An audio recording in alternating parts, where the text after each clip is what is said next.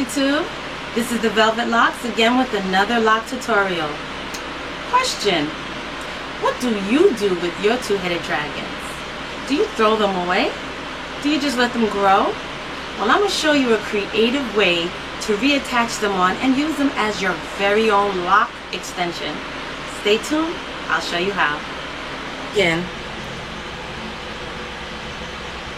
I have a couple of locks that I've combined, and with one of them I still got a little two-headed dragon. I put a little knot on the end so this way I'll know which one it is, but I found a better use for them actually, because I've started a lot of little baby locks, and you know, it's going to take some time before they actually mature and get to a certain length. So what I've started to do, if I can get this untied, okay, as you can see, I'm struggling here, getting this knot out. And please excuse my little grays on the side. I'm planning on doing another dye job, color job, and this time it's going to be a completely different color, and it's going to be intense, so stay tuned for that one. But as you can see, this is what we considered and what we call a two-headed dragon, because I combined it. Let me see if you can see it better this way. But I've combined them together and made one lock. So now what I'm going to do, I found a better scissor. Now what I'm going to do is search along the whole shaft of the lock and pretty much see which one is a stronger lock that I could keep or cut off. Now this one looks a little weak, but then if I cut it here, alright, this one's a stronger lock. Alright, so since this one's thinner, which is probably the reason why I combined it to begin with, I'm just going to cut that one off. Okay? And you get it as close to the split as possible.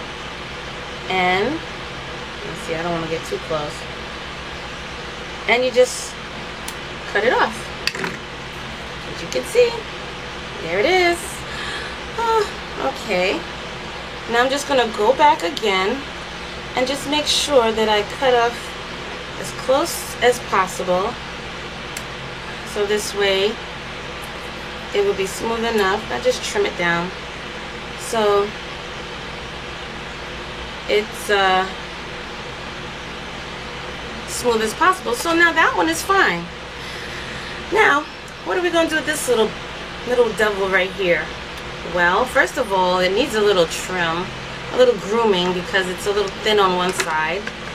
So I'm just going to cut a little bit of this lock itself, just so that there's no little thin scraggly ends. So this side, you know, this one we can actually toss. But what I'm going to do with this one is just put aside. So basically I'm just searching now, just searching for a home, and I'm not sure, but I think I'll attach it onto this one, which then means this lock will be about that, which will pretty much be almost the same length as that one. So I found my lock, and now it's time to attach the one I took off onto the one that I already started afterwards. So let me just separate that if possible. Try to separate my hair so this way we won't get it confused. And what I'll do is I'll just pretty much take the rest of them out my way. I'll leave that one out.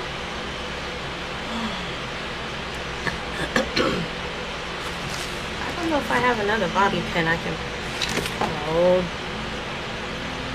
Yeah, you know when it's live, can't seem to find the things that you want at the time that you want them, so I'm gonna have to improvise and somehow use the same. Alright, that'll work. Like I said, excuse my little grays on the side. I do plan on coloring my hair pretty soon.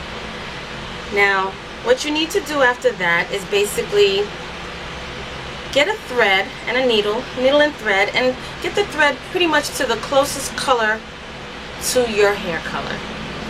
Now, you can use any thread. It don't have to be the weaving thread. I tried that before, and it was the most, it's so hard to use because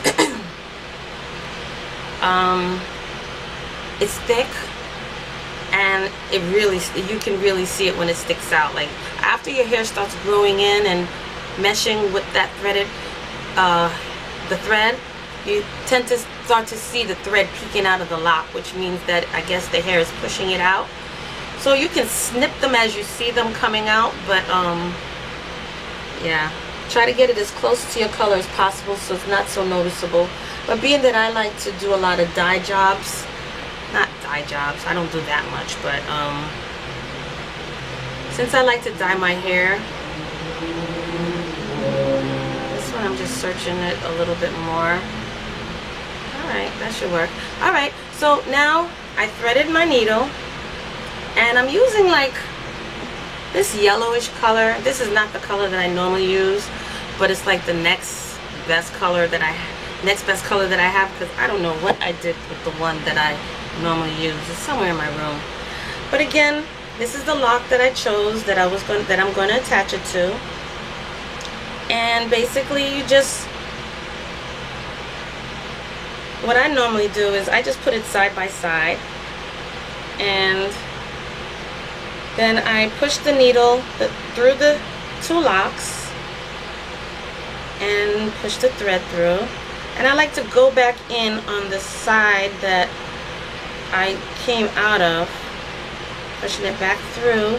Now let me see if I can get a little closer so you can actually see what I'm doing. And I really hope you can see what I'm doing, because once this is done, it's done. There is no do-overs. So, let's see. I'm getting confused here. Alright. So let me go back through it again a couple of times through the two locks. And the reason I go back in it is so that it looks neat, because you don't really see the thread. But I want to get to the tip of that so that I can pull that in as well. And basically, it's just sewing your lock onto your own hair. So that's what I'm doing, and I'm just reinforcing it. And this is more like a do-it-yourself thing, because really and truly, I really can't afford no lock extensions, so why not use your own hair and make your own extension? So you do that as many times that is needed to secure that lock onto yours, the two that you're joining together. And being that I did it, alright, I got the base in. Being that I have like a nice little portion, I just got to keep going back and forth until it's finally completely reinforced onto the other lock. So just give me a moment. I'm going to keep going back and forth until I'm officially finished.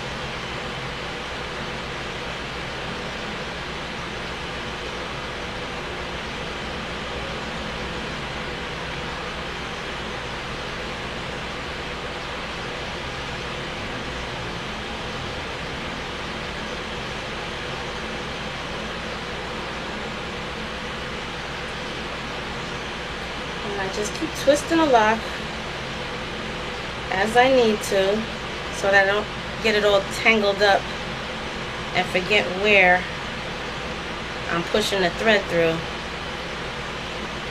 Because you really don't want it to look sloppy. Yeah, I really hope this camera is picking all of this up. So again, I twist the lock like that, turn it around to the side that I'm using, and go through that way, pull tight, twist it again towards you, so you can see what you're doing. So I'm going to try to get in a little closer so you can see that I'm pushing it through the area.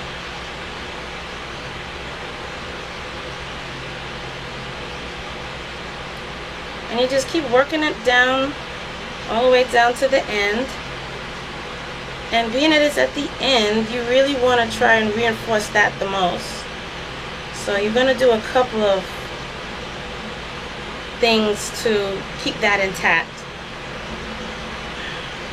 See? Look how neat it is. You can never tell.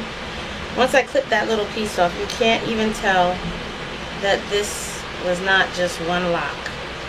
Now what I'm going to do, since it's towards the end, is I need to create my knot. So I'm going to go wrap the thread around the needle a couple of times just to make a knot. And there we go. Now I'm going to cut this piece off. And I'm just going to cut this end piece off where I made my little bow. And you can pretty much trim it off. And look. Now with this, just give it a little palm rolling. And ta-da! Your own lock extension. Like I said, you can't even tell that you did an extension on your own. You saw the before, and now here's the after. See? And being that the thread is a little bit lighter than the thread that I'm normally used to using, being that I'm already going to change my hair color, it doesn't even matter, because once I color it, all of that's going to be the same anyway. So again, why throw away those two-headed dragons and just add it onto your baby locks that you started throughout your hair? So that's it. Like I said, so easy. Why waste your hair? Why throw it away? And you can reattach it back onto your head. All right. It was just that simple. You saw the before and the after, and all you had to do was reattach your own hair onto your own lock. Well, stay tuned for the next tutorial. See you again soon. Don't forget to like, comment, and subscribe, and tell a friend. Till next time.